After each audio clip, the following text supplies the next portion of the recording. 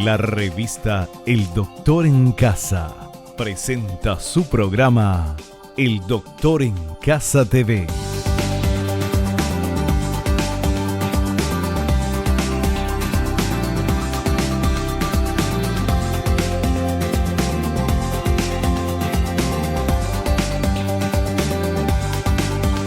Con la conducción de Vivi Landó.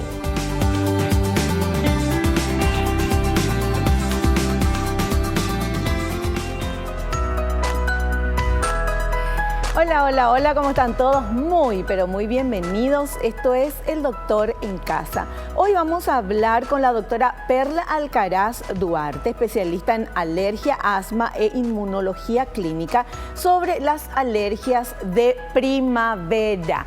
Y vamos con esta plaquita que nos explica un poquito por qué hay más alergias en primavera, que es lo que le vamos a preguntar a la doctora. La alergia primaveral está originada por diferentes tipos de pólenes transportados por el aire que penetran en el organismo a través de las mucosas expuestas, ojos, nariz y boca, y desencadenan la respuesta alérgica en las personas sensibles a ellos. Aunque existen polen todo el año, en primavera la mayoría de las plantas polinizan, afectando este tipo de alergia a un 15% de la población, siendo hasta un 30% entre los jóvenes. Bueno, este es el tema que vamos a hablar hoy. Nos parece súper importante porque llega la primavera, ya llegó la primavera, pero llegan también las alergias, ¿verdad? Las florcitas, todo, pero uno se pasa estornudando. ¿Qué es lo que pasa y qué es lo que podemos hacer? También te pica más la garganta y un montón de cosas que la doctora nos va a explicar un poco mejor. Al inicio del programa agradecemos nuestro ejercicio de la gratitud, del agradecimiento, porque es de bien nacido ser agradecidos, y quiero animarte a que hagas este ejercicio, que pienses en qué es lo que vas a agradecer. Todo lo bueno que tenés en tu vida tenés que agradecer, o sea, te sugiero que agradezcas. Es lo que hago yo y hacemos acá en el programa, agradecemos todo lo bueno que tenemos. Y para hacer así un listado mental de cosas buenas que tenemos, situaciones y personas, es muy fácil si uno piensa, y quiero que pienses, qué cosas tenés en tu vida hoy, ahora que estás viendo el programa, cosas que no querés que desaparezcan. Verá, tu moto, tu auto, no sé, tu celular, lo que sea, una casa. Bueno, ¿qué cosas tenés que no querés que desaparezcan? ¿Qué situación estás viviendo que no querés que desaparezca? Tenés un matrimonio, tenés familia, tenés trabajo, esa situación laboral o lo que sea, que no querés que desaparezca. Pensá. ¿Y cuáles son las personas que están en tu vida y que no querés que desaparezcan? Entonces, cuando uno piensa de esa manera, se da cuenta de qué es lo que importa, qué es lo que me importa a mí realmente, qué es lo que tiene valor en mi vida.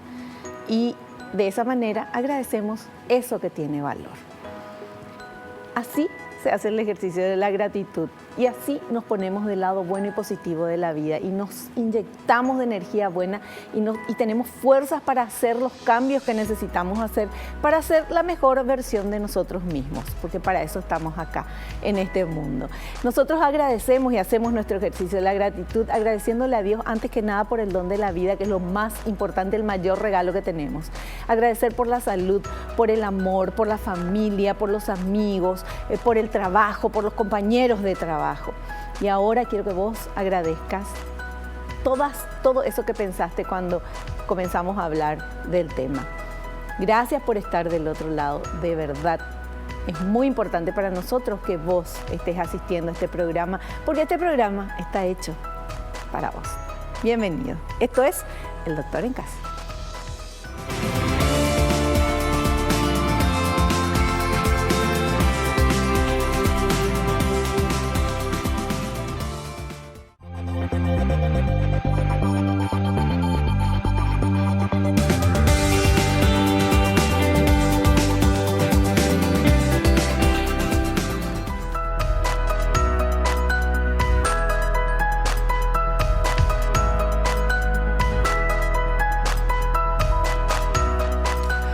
bien, ya estamos con nuestra entrevistada del programa de hoy, la doctora Perla Alcaraz Duarte, especialista en alergia, asma e inmunología clínica.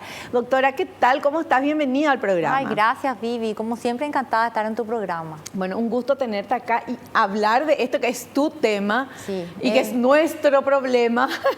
Alergias de primavera, doctora. Decía ahí la placa al inicio que es por el tema del polen, de las flores y todo. Pero se siente mucho cuando, y más con los cambios de tiempo, porque tenemos primavera, pero de repente es invierno, en plena primavera, verano y vuelve. Así también mismo, eso sí. influye, ¿verdad? Si bien nuestro país, el clima en nuestro país no tiene las estaciones así muy marcadas como en otros países, también tenemos un aumento de polen en esta temporada así de primavera. Y se ve un aumento también de los cuadros así, de rinitis, de conjuntivitis y un poquitito de asma también cuando empieza esta primavera. Tenemos realmente pólenes casi todo el año, pero hay unos pólenes que son especialmente alergénicos, que son los pólenes del pasto, de las gramíneas, que tienen unos picos ahora en primavera y después en enero y febrero, ¿verdad? Entonces eso es probablemente lo que está aumentando también los casos de rinoconjuntivitis. Y uno cree que se resfrió o que se engripó. ¿Cómo podemos saber que no es gripe? Claro. Bueno, porque las alergias duran mucho más, ¿verdad? El resfrío común dura máximo una semana, máximo 2, ¿verdad? Pero lo habitual es que dure 5 a 7 días. Si uno está teniendo muchos síntomas respiratorios, síntomas, la nariz le molesta, se le tapa, estornuda, le pica los ojos y cuando sale afuera, en contacto en días soleados, cuando hay mucho viento, probablemente eso se deba a una alergia a los pólenes, ¿verdad? Y sobre todo si eso es muy duradero, si dura más allá de 1 o 2 semanas y persiste durante meses, ¿verdad? Entonces, un resfrío no dura tanto tiempo. En nuestro país, si bien los principales causantes de alergia no son los pólenes, porque no, como dije, no hay muchas estaciones marcadas. Son generalmente los ácaros del polvo. La mayoría, el 80-90% tiene alergia a los ácaros del polvo. Pero eso en cualquier etapa, no solo en primavera. Eso en cualquier etapa. Es un alergeno que se manifiesta en todos los meses. O sea, es perenne todo el año, ¿verdad? Lo de los pólenes también, realmente, nosotros tenemos pólenes casi durante todo el año. O sea, varían los tipos de pólenes de acuerdo a las estaciones, ¿verdad? Hay muchos pólenes de árboles en estos meses de junio, julio, agosto y en principio de septiembre, generalmente son todos árboles. Y las hierbas, o sea, las malezas y las gramíneas, que son los pólenes del pasto, predominan más en las otras épocas y sobre todo el pasto o las gramíneas, que causan alergia, porque son alergenos, tienen una capacidad de producir alergia de manera moderada alta. Tienen unos picos, como te dije, ahora en septiembre, octubre y después en enero y febrero. De repente te dice, pero a mí en verano lo que me molesta cuando salgo afuera o me acuesto en el pasto y me pica todo, eso son por pólenes, ¿verdad? Alergia a pólenes. Ya, pero ¿y la alergia se puede manifestar como si fuera asma o así como digo yo, resfrío, que no es resfrío, ¿verdad? Sino que en la nariz, tomada y todo, o también se puede manifestar en la piel? De todas formas se puede manifestar la alergia. Generalmente cuando nosotros estamos hablando de alergias primaverales nos referimos más a pólenes. Entonces cuando hablamos de pólenes hablamos más de alergia respiratoria, más picazón, rinitis, que es la inflamación de la nariz, conjuntivitis, que es la inflamación del ojo, le pica al paciente, se rasca, ¿verdad? Después le molesta. Eso iba a decir, la garganta. Ese es el goteo postnasal, o sea, en vez de chorrear hacia adelante la nariz, la rinitis, se produce como un paso de las secreciones por la garganta. Entonces eso irrita, pica y el paciente tiene ese carraspeo molestoso que le molesta. Y no es la garganta, o sea, no es que tenés algo en la garganta, sino que es el resultado de esa secreción que va. De esa irritación que irrita la garganta, ¿verdad? No, es una faringitis. Muchas veces uno consulta a la guardia, consulta varias veces y le dice faringitis. Eso es lo que yo tengo ahora. Y si realmente tenés así todo el año o por más de 1 o 2 semanas no te curás nunca, ya tenés que pensar que a lo mejor no es solamente virus que están circulando, que te estás engripando, qué sé yo, sino que ya es una alergia, ya tenés que consultar y ver y descartar una alergia porque eso se puede tratar, ¿verdad? Después, como dijiste, también está no solamente la rinitis y la conjuntivitis, sino también está la parte pulmonar.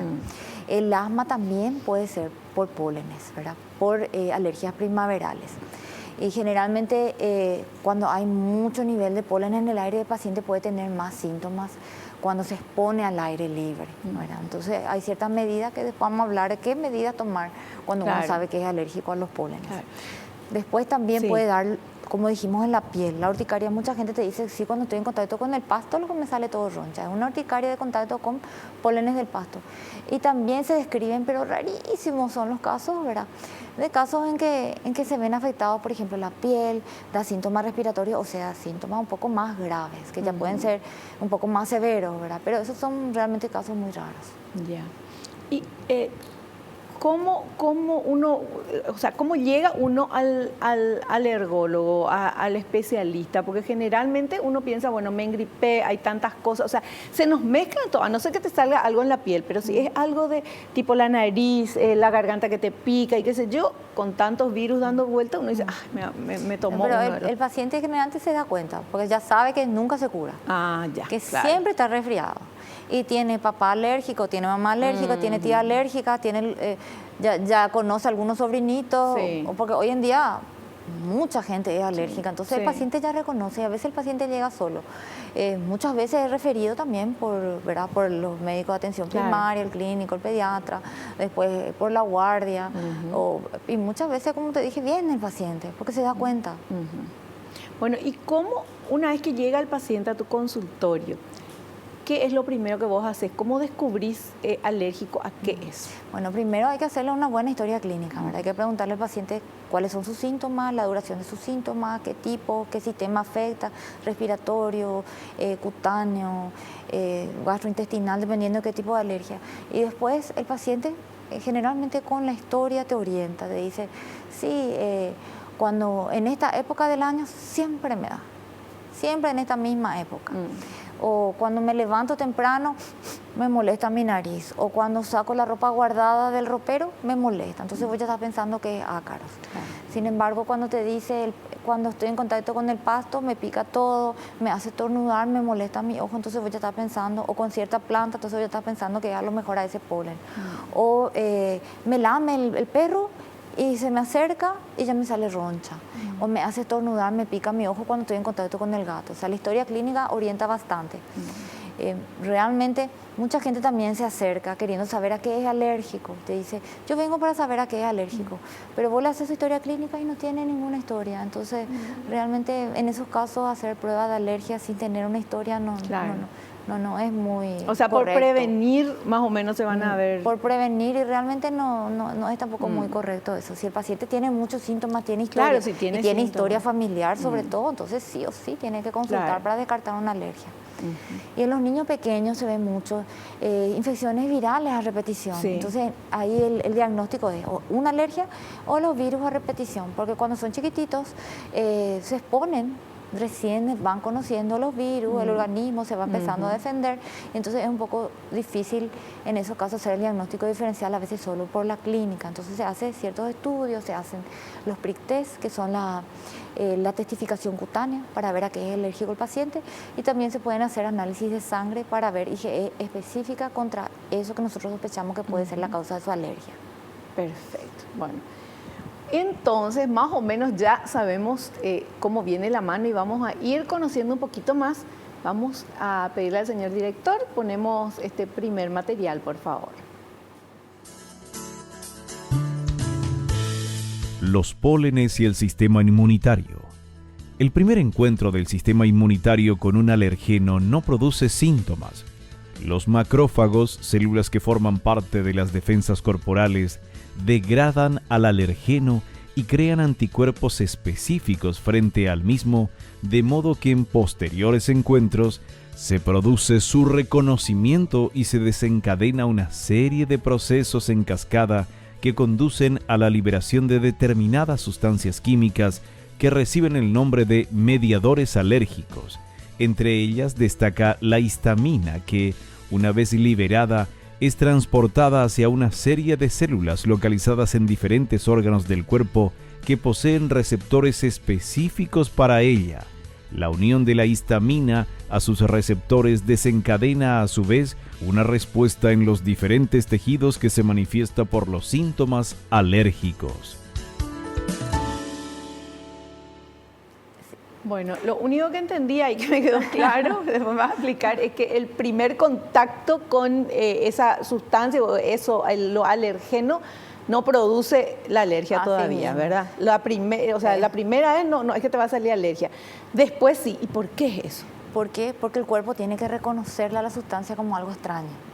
Ahí hablaba solo de macrófagos. Hay otras células que son las presentadoras de antígenos que reconocen la sustancia extraña, digamos que como que le comen a eso, y le parten en pedacitos y presentan esos pequeños pedacitos que son moléculas a otras células que le reconocen y estimulan una serie de actos o una cascada dentro del sistema inmunitario que termina con la producción de esos anticuerpos, que son los anticuerpos de la alergia, que es la IgE específica, contra esa molécula o pedazo de molécula, que son los alergenos, para que en un posterior contacto le reconozca y ahí desencadene la respuesta alérgica. ¿Y qué hace que uno sea alérgico a una cosa y no a otra? La exposición, por ejemplo, si vos nunca comiste cierto tipo de alimento, no vas a nunca ser alérgico a eso.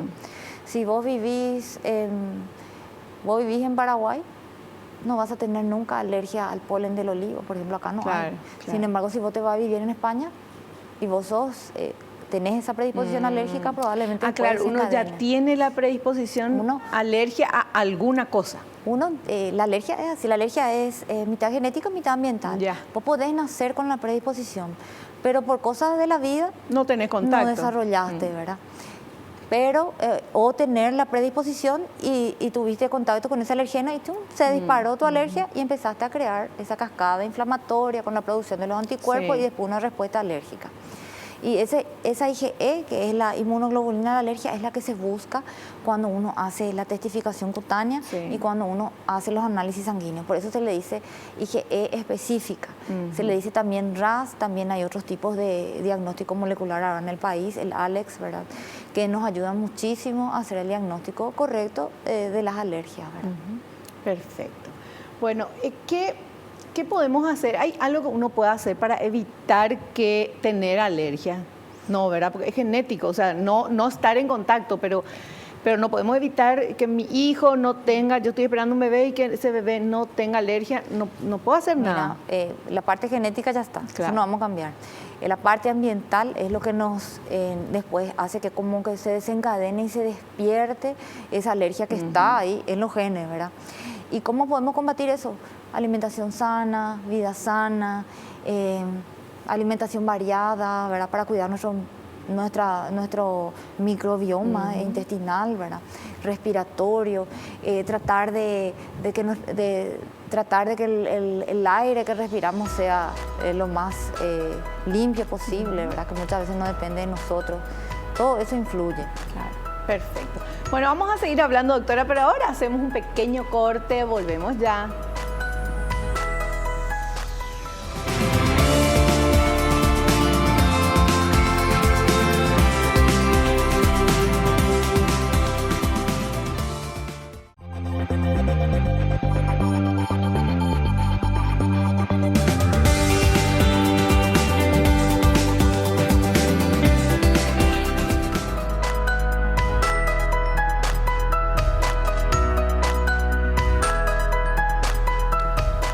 Seguimos hablando con nuestra invitada, la doctora Perla Alcaraz Duarte, especialista en alergia, asma e inmunología clínica. Nuestro tema, alergias de primavera. Doctora, el tema, hablábamos ya en el corte también de eso, ¿verdad? De que no se puede evitar, de que lo genético es genético y bueno, hay que tratar de no estar en contacto con eso que nos da alergia, obviamente. Ahora, en nuestro país tenemos todavía algunas personas la mala costumbre de quemar basuras. Terrible, terrible. Hace un tiempo ahí en la costanera norte de quemar pastizales o de lo que sea. Eso hace súper mal, ¿verdad, doctora? Súper mal. por favor, si me está viendo gente, el programa está viendo gente que a lo mejor quema su basura, está súper mal. Yo recibo pacientes y muchos de nuestros colegas reciben pacientes que se quejan de que no pueden controlar su enfermedad alérgica porque su vecino le quema basura. Y le denuncian, le hay que llamar al 911, les cuento, hay que llamar al 911 si el vecino quema basura. Pero parece que no es tan eficaz. Porque mira, yo le hago nota métele a los manguera, pacientes, no sé qué es lo que hay que hacer. Hace escándalo, Sí, meterle manguera, sí. no sé. Pero está súper mal. Y la quema de los pastizales es un crimen, Es un ¿verdad? crimen. Es un crimen. Todos estos incendios forestales, desastres, todo esto va a afectar sí o sí la calidad respiratoria de los pacientes. Muchísimos pacientes. ¿Podés explicarnos? Porque mucha gente no sabe, yo tampoco sabía hasta que me explicó la doctora en otro programa, que ¿qué pasa con ese humo? Porque parece que ya no ve más el humo y ya desapareció. Y no es así, ¿verdad? No se ve, pero sigue estando ahí, ¿verdad? Sigue estando. La polución, hay materiales muy chiquititos, ¿verdad? Que no se ven así a simple vista, que están flotando. Y eso cuando uno es alérgico, tiene su vía aérea inflamada luego. Y al respirar el aire muy poluido, eso irrita otra vez la vía aérea y hace que esa inflamación persista e incluso se agrave. Los pacientes, esta no es la primera temporada de incendios forestales, ¿verdad? Ya han habido, creo que hace unos años también. Sí. Y también en ese año hubieron muchos casos de síntomas respiratorios y ahora realmente hay muchos. Y el tema de la quema de basura, que eso es en todos los barrios, Eso en cualquier lugar, todas las semanas. Es criminal. Por favor, no quemen más su basura. Cuando se quema la basura, el humo, uno ve el humo, qué sé yo, después desaparece el humo, pero quedan esas partículas. Claro que quedan las partículas. No solamente en el lugar donde se quemó, no, sino se difunde. Y todo el barrio claro tiene, que sí, ¿verdad? Se difunde. Y los pacientes, todos los pacientes, pero especialmente los niños pequeños, los adultos, los pacientes asmáticos, los pacientes alérgicos, sufren muchísimo respirar ese aire sucio. Ese aire tiene varias sustancias, tiene el humo y no solamente después tienen tóxicos también porque queman basura, queman plástico, queman cosas que no se deben procesar de esa manera, ¿verdad? Bueno, y también para el que quema, el que quemó también se intoxica con eso, aunque no sea alérgico, pero le hace daño. Le hace daño, a la larga le hace daño. Y también están los que cocinan todavía leña. En el interior hay mucha gente que cocina leña. Eso se llama biomasa, ¿verdad? Eso con el tiempo, si uno sigue cocinando así a leña, ese humo que uno no se da cuenta que le hace mal, ¿verdad? Con el tiempo su pulmón se queda dañado, se queda similar a un pulmón de un fumador, así mismo, de tanto humo que aspiró, ¿verdad? Entonces, esos son casos extremos de leña que se quema. Claro, ¿verdad? pero hay gente que trabaja en eso. Pero para que vea la gente que quema su basura, que así mismo también se queda su pulmón. Sí. No, eso es terrible. El tema de los braseros. Los braseros también es, ¿verdad? O sea, leña, carbón, leña, todo eso hace mal al pulmón. Evitar en lo posible. Claro. Y seguramente ustedes conocerán casos de personas que trabajan de esa manera y tienen que son jóvenes y están mal. Yo conozco el caso de una persona que es el marido de una señora que trabajaba conmigo en San Bernardino, trabaja justamente haciendo eso, era el tema de carbón y todo. Y es una persona súper joven insalubre. Y ahora ya le dijeron, el médico le dijo que tiene que dejar de hacer eso. Y ya usa aerosoles, y ya se cansa cuando camina, ya le cuesta respirar. Vivís la mitad de lo que tenés que vivir porque no podés ni correr, o sea, te alegrás, te reís un poco, cantás algo y ya estás cansadísimo, ¿verdad? No podés respirar. Así mismo, no poder respirar es horrible. Sí, no, es terrible. Bueno, y eso podemos evitar, ¿viste? Eso es algo que se puede evitar. No quemando las basuras, obviamente pastizales ni nada, pero yo hablo de la quema de basura porque es algo seguro que vos que me estás viendo en tu barrio, alguien quema basura. Bueno, entonces hay que llamar al 911 y hay que seguir insistiendo con esto. Hay que denunciar. Denunciar, sacar fotos y denunciar. Encracharle en las redes. No, pero de verdad. Muchas veces no es el dueño de casa, es una casa que tiene alguien que viene que cuida el jardín, por ejemplo. En el baldío, se van al baldío en el barrio y llevan en el barrio y queman. Sí, bueno, pero eso le llega a todo el barrio, no es solamente a la gente que está ahí al lado. Es importante saber porque nos estamos dañando y es como que, no sé, te hagan fumar obligado. Así mismo. Y le hagan fumar al bebé, al abuelito y a todo el mundo. Así mismo. Bueno, seguimos, tiene que ver con nuestro tema obviamente, pero vamos con este material. Síntomas relacionados con las alergias primaverales. Los pólenes y esporas de las plantas son transportados por el viento y son inhalados por la persona alérgica, estimulando un efecto local en las vías respiratorias. El resultado es una respuesta inflamatoria en diferentes tejidos del tracto respiratorio. La sintomatología suele ser leve y de corta duración, afectando casi exclusivamente a la nariz y ojos, pero en personas más sensibles pueden darse cuadros más severos con afectación de la función respiratoria. Tracto respiratorio superior, a nivel nasal se produce picor, estornudos y congestión nasal, mientras que a nivel ocular se produce picor, lagrimeo y fotofobia. Tracto respiratorio inferior, se produce tos, dificultad respiratoria, disnea, respiración sibilante e incluso crisis asmáticas por obstrucción de los bronquios. Si el alergeno llega a la sangre, puede desembocar en una crisis anafiláctica, en la que el sistema inmunitario responde de manera exagerada y que puede poner en peligro la vida de la persona. Sí, realmente el polen y las esporas de hongo, porque las esporas son de los hongos y el polen es como el vehículo que lleva, digamos, los gametos masculinos de las plantas. Entra en la vía aérea y ahí se desencadenan todos esos síntomas que estaban hablando, ¿verdad? En casos muy raros, decía, puede producir anafilaxia y esos casos son súper raros. Generalmente es así por exposición cutánea, respiratoria, y ahí puede desencadenar. Son solo reportes de casos, muy pocos casos informados así a nivel mundial, son muy raros, pero existen. Generalmente causan rinitis, conjuntivitis y asma. Y se han visto, por ejemplo, epidemias de asma en las tormentas. ¿Por qué? Porque en las tormentas, porque en las tormentas eléctricas se mueve el polen, se rompe y libera lo que tiene adentro, los alergenos. Y eso pueden llegar más profundamente en las vías aéreas respiratorias, llegan más fácilmente al pulmón. En las tormentas eléctricas, así como tenemos en las acá. tormentas eléctricas. En otros países están todos reportados y todo. Acá nunca se hizo un estudio, ¿verdad? Pero en Australia, en Inglaterra, en otros lugares sí se hicieron esos estudios y se vio porque que los pólenes ahí se parten y liberan lo que tienen adentro. Y esas sustancias pequeñitas que vos no vas a ver en el microscopio, claro. O sea que si vos haces el estudio de la cinta, de un captador de polen, no vas a ver el polen ahí, no vas a tener a lo mejor un recuento alto de polen, pero como que se liberó muchos alergenos en el ambiente, entonces vas a tener más pacientes con crisis de asma.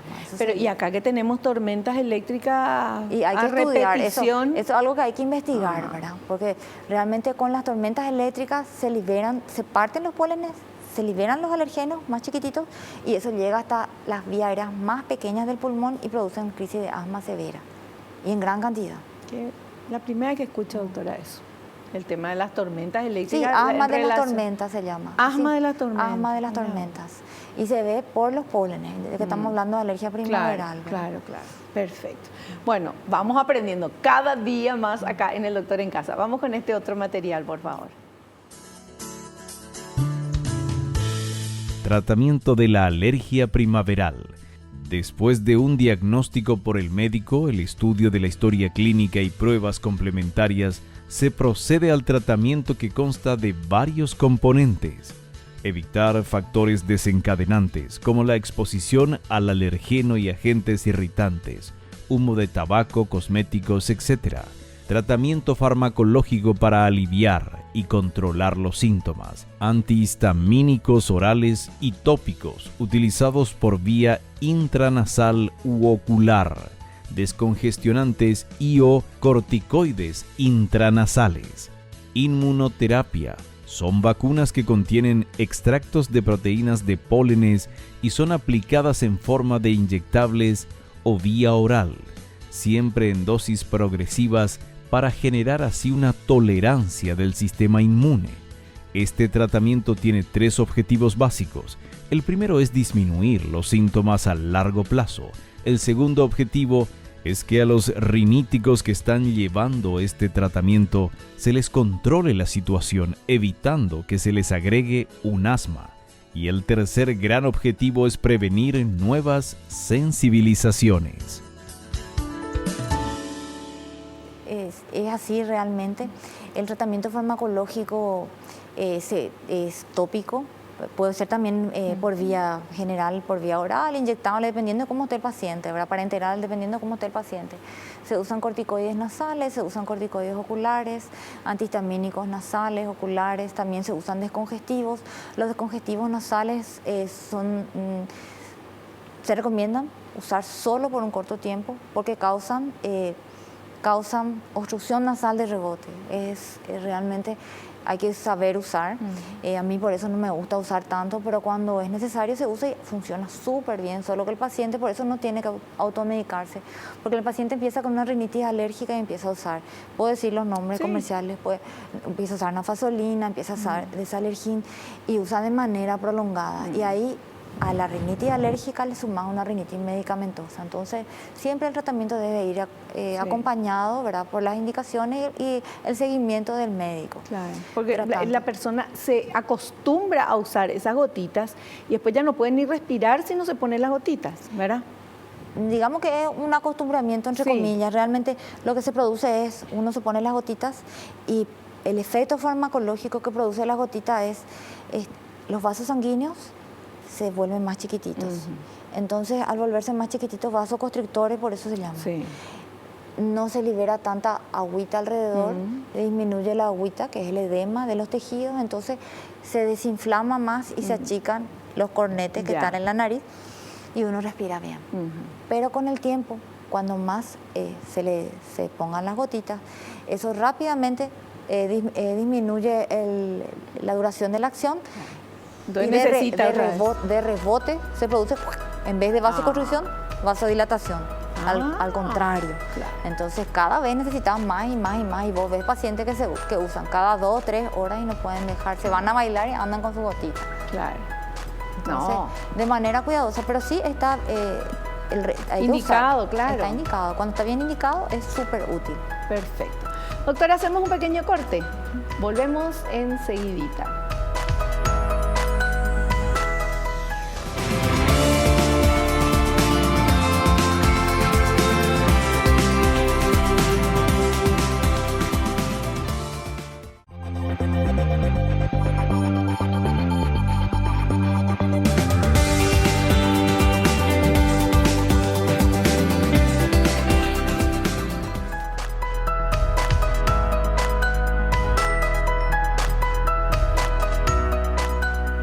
Seguimos charlando sobre alergias de primavera con la doctora Perla Alcaraz Duarte. Y ahora tenemos este material que habla de lo que me encanta aprender, prevención. A ver. Prevención.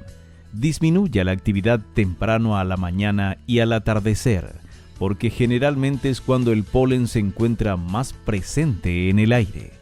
Se aconseja ventilar las casas al mediodía y mantener las ventanas cerradas durante el resto de la jornada. Al limpiar la casa evite métodos que levanten el polvo. Utilice la aspiradora y paños húmedos. Mantenga las ventanas del automóvil cerradas al viajar. Proteja sus ojos con lentes de sol. Evite cortar el césped o tumbarse en él. Ducharse y cambiarse de ropa al llegar a casa es otra medida útil para evitar que los alergenos del polen contaminen el hogar. Extreme estas precauciones en los días de viento. Tome los medicamentos recetados por su médico de forma regular y en la dosis recomendada. Qué interesante. Sí. No despertarse temprano. Vamos a dormir más por y la excusa que somos alérgicos. Bueno, y eso es por qué. Porque bien tempranito las plantas liberan el polen. Claro. Y al atardecer el polen cae de la atmósfera. Entonces son los 2 picos de pólenes que tenemos durante el día. Entonces eso, si sos alérgico al polen, tenés que evitar actividad al aire libre a esas horas. Y después decía también ducharse al llegar y lavarse el pelo inclusive, cambiarse la ropa. ¿Por qué? Porque el polen se te puede pegar por el pelo, se te pega por la ropa y vos que sos alérgico te acostás y después aspirás el polen pegado por tu cabello, claro, y te puede dar una crisis de asma, una rinitis en ese momento. Sí. Me gustó todos estos tips que decían ahí, eso de proteger los ojos con gafas de sol, evitar cortar el césped o tumbarse en él. Si es alérgico, ¿verdad? Sí, que haga otra persona. Claro, no quiere decir que se crezcan más tu pasto porque eso va a ser peor, pero bueno. Mantener las ventanas del automóvil cerradas al viajar. Sí, y usar el aire acondicionado con filtro para que no entre el polen de afuera. Hay que poner el aire acondicionado que recircular adentro. Adentro nomás, ya. Y después también, esto me parece súper interesante. Al limpiar la casa, no utilice métodos que muevan el polvo, como por ejemplo el famoso plumero. Sí, no, ese es terrible para los alérgicos. Porque vos limpias, se va y después cae nomás otra vez todo. Y al hacer así está volando y ahí aspiras todo, ¿verdad? Siempre es con trapo húmedo o con aspiradora. Y la aspiradora tiene que ser con un filtro especial que tiene los poritos chiquititos que se llama filtro EPA. Esos son los que demostraron realmente que filtro EPA que aspiran y se quedan en las bolsitas. Porque si sus poritos de la bolsita son grandes, pueden volver a salir. Y hay en el mercado unas cuantas marcas. Perfecto. Me vas a decir después cuál es. Y también, no decía ahí, pero me imagino que es no tener alfombras, no tener cortinas así. Sí, eso es todo para los ácaros. Eso es para los ácaros que acumulan el polvo.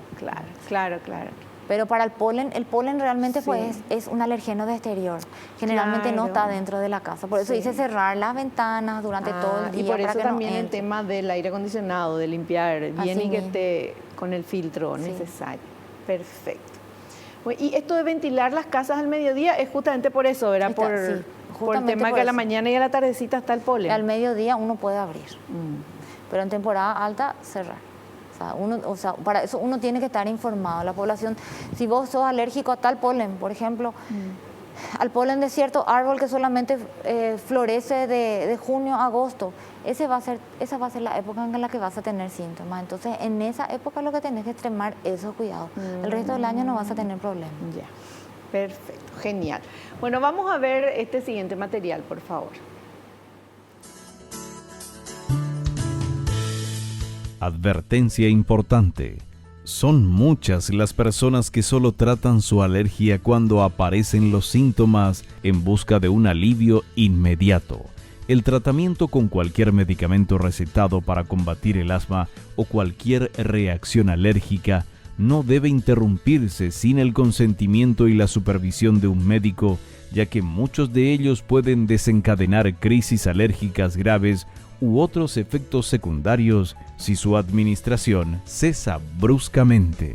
Nunca decida suspender el tratamiento convencional e iniciar uno alternativo por iniciativa propia.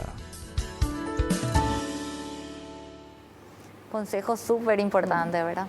Sobre todo los pacientes asmáticos, no abandonar su medicación, porque el asma es una inflamación de la vía aérea. Y si uno no está usando su medicación antiinflamatoria, su medicación de mantenimiento y suspende de golpe, le puede dar una crisis. Entonces el médico siempre trata de quitarle, nosotros decimos desescalar, porque el tratamiento de la mayoría, muchas de las enfermedades alérgicas es como una escalerita. Cuando estás mal, tú subís un escalón, subís, y estás bien y le vas bajando, ¿verdad? No podés bajarle de golpe si todavía no estás, digamos, controlado, si tu enfermedad no está controlada. Hay que ir bajando de a poquito, y si el paciente a veces suspende de golpe, todo lo que ganaste con el tiempo que usaste el tratamiento puedes perder. Bueno, y también es importante ir a un médico especialista, porque tenemos médicos, sobre todo en el interior, pero también acá en Asunción, la médica dice, ¿verdad? Pero no son médicos que estudiaron, sino que tienen una sabiduría con el tema de las hierbas, de los yuyos, de esto, de lo otro.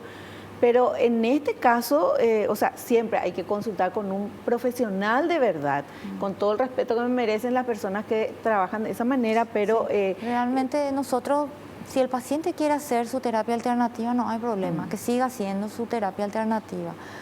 Pero que no deje la terapia médica, que tiene mucha comprobación científica, que está estudiada hace muchos años y que realmente ahora nuestra sobrevida, ¿verdad?, más de 70 años es por algo, Sí. porque avanzó la medicina y porque muchas veces los pacientes le tienen miedo a los aerosoles, me voy a acostumbrar, no tiene corticoides, me va a engordar, ¿verdad? Y realmente no es así. Si el paciente tiene que usar aerosoles, no es que se acostumbra, sino que está inflamado su pulmón y eso hay que desinflamar. Claro. Entonces sí o sí, ¿y cómo se desinflama? Con corticoides inhalados. Y lo otro es que no suspender de golpe, porque si sigue inflamado y suspender de golpe te puede hacer mal. Después a veces el paciente deja porque realmente no puede comprar. Hay que tratar de hacer el esfuerzo. Yo sé que todos tenemos muchos gastos, ¿verdad? Pero la salud tiene que estar en primer lugar. Porque si nosotros no cuidamos nuestra salud, no usamos, no compramos nuestros aerosoles, no nos cuidamos a nosotros, no vamos ni siquiera a poder trabajar. Entonces, y nos va a costar más cuando nos internemos que lo que hubiera costado prevenir esa internación, porque eso es algo que sucede también, porque a nivel del ministerio muchas veces no tenemos los fármacos controladores y tenemos solamente los fármacos de las crisis. Entonces el paciente solamente usa el de las crisis cuando está mal. Entonces ahí lo que hay que hacer un poquitito el esfuerzo. ¿Cuáles son los fármacos controladores y de crisis? ¿Cómo son esos? Los fármacos controladores son los corticoides inhalados que pueden ir o no acompañados de los que dilatan los bronquios, los que abren los bronquios y que son de larga acción, ¿verdad? Y los tardan en actuar, pero duran mucho tiempo. Entonces el paciente eso se pone y le dura 12 horas, por eso se usa cada 12 horas. Y después están los rescatadores que actúan rápido, pero actúan cortito. Entonces esos son para las crisis. Entonces esos se dan cada 6 a cada 8 horas. Y eso es lo que más la gente compra y dice, este me hace bien, el otro que me diste, doctora, ese no me anda bien, pero porque realmente no es para sacarle de la crisis y no es para un alivio inmediato, sino que para controlar esa inflamación que tiene el paciente de base. O sea, hay que explicar bien para que entiendan. Hay que explicar bien. A veces cuando le explicas bien, después hace bien su tratamiento. O de repente le haces una espirometría, vos le mostrás así, mira cómo está la función de tu pulmón, está muy bajo, mira, esto con el tiempo se va a quedar así si vos no te tratás y ahí entienden más, ¿verdad? Hay que tratar de hacer bien el tratamiento, porque si uno no hace bien el tratamiento con el tiempo, el pulmón, ¿qué pasa con el pulmón de un paciente asmático? Cambia, se remodela, se remodela. Hay ciertos cambios que hacen que con el tiempo los medicamentos que le andaban al paciente ya no le funcionen más. Entonces nosotros tenemos que actuar antes de que suceda eso. Y tenemos muchos fármacos que nos ayudan, ¿verdad? Y la gente que tiene IPS tiene disponible en IPS. Algunos no son tan caros, se pueden comprar, ¿verdad? Y hay que tratar de hacer el esfuerzo y hacer bien el tratamiento. Claro, porque si no se hace bien el tratamiento, eso empeora. Eso empeora con el tiempo. El pulmón se modifica y lo que antes te hacía bien ya no te hace bien. Así mismo. Y estás en un problema mayor. Estás en un problema mayor, mayores gastos, mayor mala calidad de vida, o sea, peor calidad de vida. Ya no puedes respirar, ya necesitas otras cosas y es un círculo. Realmente hay que tomar conciencia de esto. ¿Y qué pasa, por ejemplo, si un niño es asmático? ¿Cuál es la proyección que le podemos dar? Si es chiquitito ya es asmático, ¿cuál es la proyección de cómo va a ser su vida hasta llegar a ser adulto? Es muy difícil de saber qué niño va a ser el que va a progresar hasta la edad adulta teniendo asma. Pero hay niños en edad preescolar, por ejemplo, en los cuales hay incluso un índice de predicción del asma modificado, en los cuales está el diagnóstico diferencial en que tenés que ver si son solamente infecciones, o sea, son sibilancia postviral, o sea, chillido de pecho después de que tuvo una infección viral, o si realmente hay algo alérgico que después se va a prolongar en el tiempo. Y para eso tiene que consultar y hacerse las pruebas de alergia también, porque eso también le da un puntaje. Si tiene antecedentes familiares de asma, si tiene sensibilización a aeroalergenos, si tiene alergia a alimentos, si tiene otros rasgos de alergia, tiene más probabilidades de que siga siendo alérgico más allá de los 6, 7 años. Porque el asma puede parar a esa edad. Porque a esa edad muchos de los chillidos de pecho son postvirales. Y pasan, a los 6, 7 años pasa y dice, el paciente no tiene más. Pero cuando es alérgico, cuando vos le hiciste su prueba, cuando vos le pediste IgE específica y te salió positiva, cuando tiene antecedentes familiares de alergia, generalmente el niño va va a prolongar esa sibilancia y se va a convertir en asma, ¿verdad? Y va a tener a los 11, 12 años, va a seguir teniendo asma. Entonces, en esos pacientes hay que hacer el tratamiento de mantenimiento, tratar la inflamación. Y en esos pacientes que son alérgicos y que, por ejemplo, le sale positivo a un ácaro, le sale positivo a un polen, y el paciente realmente cuando está expuesto a eso, tiene sus síntomas, ese paciente tiene indicación de inmunoterapia, que es el único tratamiento que modifica la historia natural de la enfermedad. ¿Cómo se llama? Inmunoterapia, las vacunas de alergia, claro, las vacunas de alergia, que son las inyecciones subcutáneas o en manera sublingual. También hay otros tipos de inmunoterapia, pero lo que más se usa es subcutánea y sublingual, en forma de gotas, de pastilla o de spray. Y la subcutánea también hay diferentes tipos. Y modifica la enfermedad, ¿por qué? Porque cambia la respuesta alérgica, entonces el paciente cuando se exponga al ácaro ya no va a tener esos tantos síntomas como tenía antes. Y como se había dicho hace rato en un bloque, previene nuevas sensibilizaciones, porque la historia natural de la alergia es cuando soy alérgico, hoy soy alérgico a un ácaro, no te tratás y cada vez vas a ser un poco más alérgico. Si no te tratás vas a ser más alérgico a otras cosas. Podés polisensibilizarse porque ya tenés esa predisposición genética. Claro. Y empezaste ya a desarrollar tus alergias.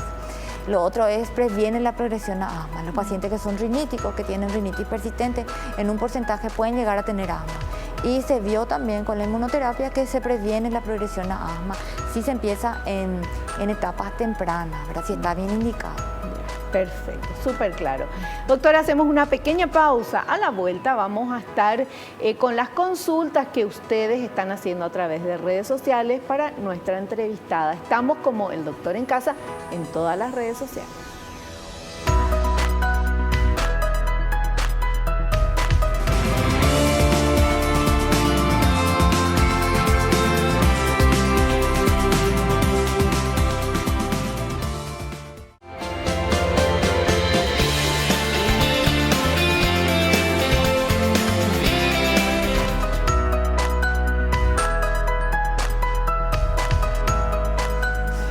Tenemos unas cuantas consultitas de nuestros televidentes para nuestra invitada. Vamos con esta primera pregunta, a ver. Dayana de Aturá, ay qué lindo Aturá, saludos a toda la gente de ahí. ¿Qué efectos secundarios pueden producir los antihistamínicos? Bueno, los antihistamínicos son los comúnmente llamados los antialérgicos, ¿verdad?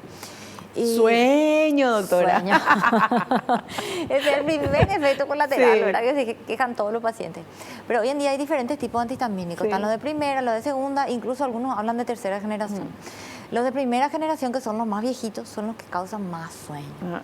Y no solamente causan sueño, te dan mucho decaimiento, sino que también, aparte de que dormís más en tiempo y no tenés ganas, también no descansás, porque actúan sobre una parte del sueño reparador que se llama el sueño REM.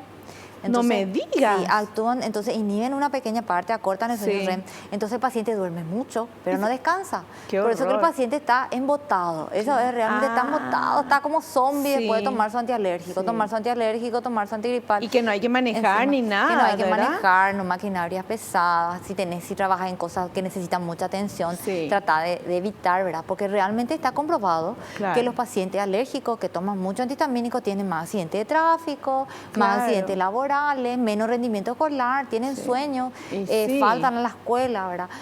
Pero hoy en día hay también antihistamínicos que no dan tanto sueño, que son los antihistamínicos más modernos. Entonces, de repente, si le da mucho sueño al paciente, tiene que consultar y decirle, doctor, ¿qué otras opciones tenés? Claro, dame uno que no me dé tanto sueño. Dame uno que no me dé tanto sueño. Y no todos los pacientes son iguales, porque a uno a lo mejor no le hace nada y al otro le tumba. Claro, entonces, de repente, vos le das al paciente, no te va a hacer nada. Y me dice, doctora, me mató. Ay, bueno, probá este otro, porque cada paciente es diferente. Perfecto. Boca seca también te puede producir, entonces el paciente te dice, ay doctora, no siento un sabor metálico, boca seca, es también otro efecto colateral. Son los dos más frecuentes. Ya, perfecto. Bueno, doctora, te queremos agradecer, terminó nuestro programa, te queremos agradecer inmensamente tu presencia, tu predisposición para aclararnos todo, para enseñarnos como nos enseñó la doctora hoy, y queremos invitarte para otro programa. Ay, gracias Vivi, yo siempre encantada de estar acá.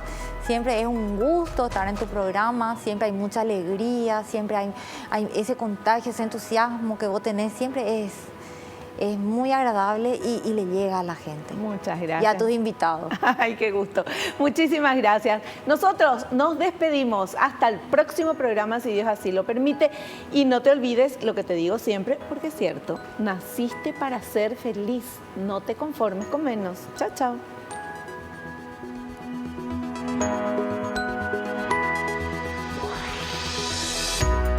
La revista El Doctor en Casa presentó a Vivi Landó en el programa El Doctor en Casa TV.